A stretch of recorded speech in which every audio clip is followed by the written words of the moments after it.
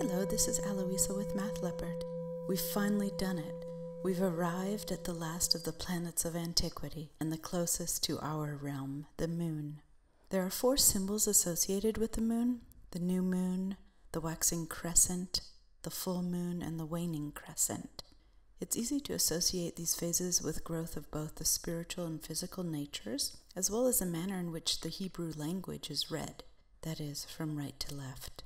The waxing crescent seen here represents beginning, spring, and progression towards the light.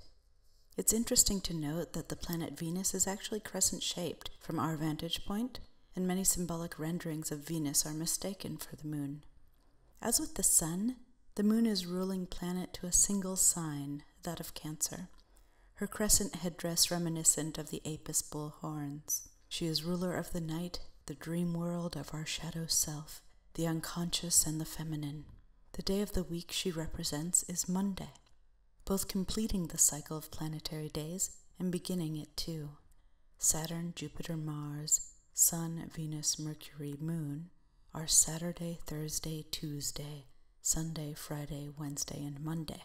Hence, if we continue the retrograde motion of 2 days, we'd begin again with 2 days prior to Monday, that is, Saturday, hence Saturn, and the cycle is complete. Being closest to the Earth, the moon's influence upon us is equaled only by that of the sun, whose apparent magnitude is exactly the same. The moon's magic square is 9 by 9 in dimension, and is therefore constructed with the diamond grid pattern we used in the construction of Saturn, Mars, and Venus. So let's begin with entering the numbers 1 through 81 in rows of 9. 1 through 9, 10 through 18, 19 through 27, 28 through 36, 37 through 45, 46 through 54, 55 through 63, 64 through 72, and 73 through 81. Now, as we did with Venus's magic square, we will move entries in a specific row or column as a fixed unit inside the square, farthest from its exterior position. Hence 1 and 11, seen here in orange on the middle column, move inside the square above 51 and 61 respectively. 71 and 81 move inside the square beneath 21 and 31. Moving to the right-hand side of the middle row, we move 17 and 9 inside the box to the right of 57 and 49 respectively, and 73 and 65 inside to the left of 33 and 25. Moving back to the vertical entries, let's move both 2 and 12 in pink and 10 and 20 in blue as single units inside the box, farthest from their current positions. Then we'll do the same for 62 and 72 in yellow, and 70 and 80 in purple. Back to the horizontal entries, let's move 16 and 8 in orange and 26 and 18 in pink inside the box to the leftmost possible positions, and 64 and 56 in blue and 74 and 66 in green to the rightmost possible positions inside the box. Vertically once again, let's move 3 and 19 down and 79 and 63 up inside the box. Then 7 and 27 left and 55 and 75 right inside the box. Finally, let's move 28 and 4 down and 78 and 54 up, then 6 and 36 left and 46 and 76 right. What remains is a perfect square for the moon, the entries of whose rows, columns, and diagonals sum to 369.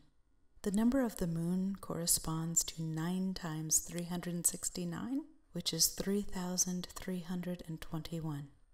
Each planet has 3 numbers intrinsic to it: the number of rows n, which in the moon's case is 9, the sum of each row, column, or diagonal entries, that is 1/2 n times the quantity n squared plus 1, or in English, 1/2 the dimension times 1 more than the number of entries in the square, in our case 369, and the sum of the row sums, that is 1/2 n squared times the quantity n squared plus 1, which in English translates to 1/2 the number of entries in the entire square times 1 more than the number of entries in the square, which for us was 3,321. So let's look at the enumeration pattern for the moon, which is created with straight line segments between adjacent integers, counting 1 through 81. We can then superimpose the sigil for the character of the moon and feel a sense of accomplishment now that we understand how to both create and use these sigils in conjunction with their magic squares. Filling in the Hebrew, let's replace the Arabic numerals by multiples of 9. 1 through 9, Aleph through Chet. 10 through 18, Yod through Yod Chet. 19 through 27, Yod Chet through Kaf Zayin. 28 through 36, Kaf Chet through Lamed Vav. 37 through 45, Lamed Zayin through Mem He. 46 through 54, Mem Vav through Nun Dalet. 55 through 63, Nun He through Samach Gimel. 64 through 72, Samach Dalet through Ayin Bet. And 73 through 81, Ayin Gimel through Pei Aleph. Returning to Arabic numerals, let's construct the sigil for the spirit of the moon, Chosmodai, written in Hebrew with the letters Chet, Shin, Mem, Vav, Dalet, Aleph, and Yod. In English reading direction, we begin with Yod, which has a value of 10, then Aleph with a value of 1. We then add to that the value of Dalet, being 4, but do so in parts. First we add 3, hence our sigil goes to the number 3 on the square, and proceed to add the remaining 1 to the sum of Vav and Mem, corresponding to 6 and 40, respectively. Hence our sigil goes to 47 on the square. We then add the value of Shin, which is 300, hence we use 30 on the grid. And finally we add 8, the value of Chet. The final sum is 369, indeed one of the 3 numbers associated with the moon.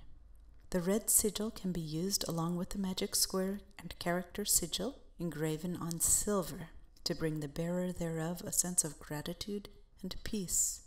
I hope that these videos on planetary magic squares have served as a fascinating introduction into the history of both mathematics and the occult, which at one point in history were one and the same.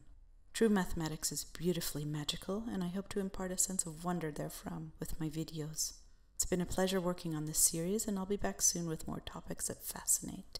Take care, and I'll see you next time.